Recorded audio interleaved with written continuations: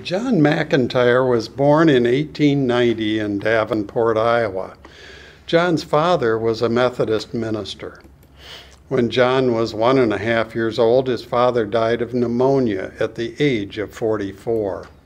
The premature death of John's father left his family poor.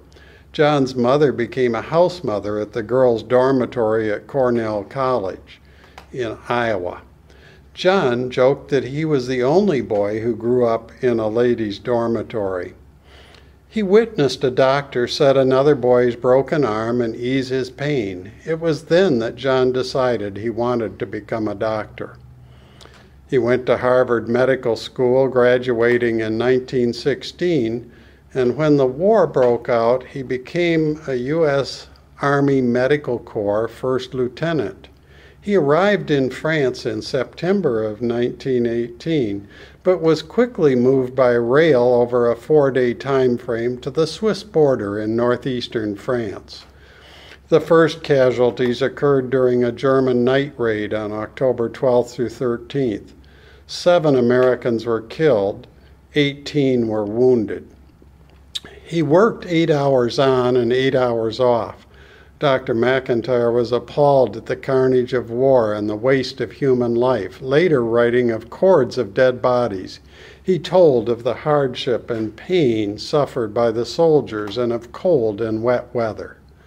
Some of the worst memories were of mustard gas, which caused raw, open wounds. The soldiers begged for pain relief, some for a lethal dose of morphine. Dr. McIntyre worked behind the front line, but was exposed to shells lobbed at longer range behind the trenches. He later told his son, "One time in battle, a voice spoke to me, telling me to move my head." He did, and a piece of shrapnel from a bomb flew by just where his head had been. The difference between life and death.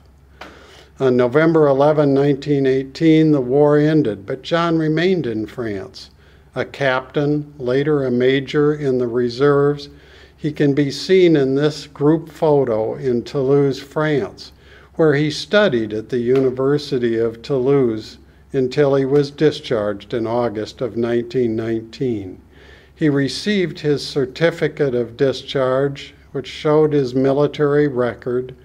He became an Owatonna physician and surgeon for 50 years and died in 1974.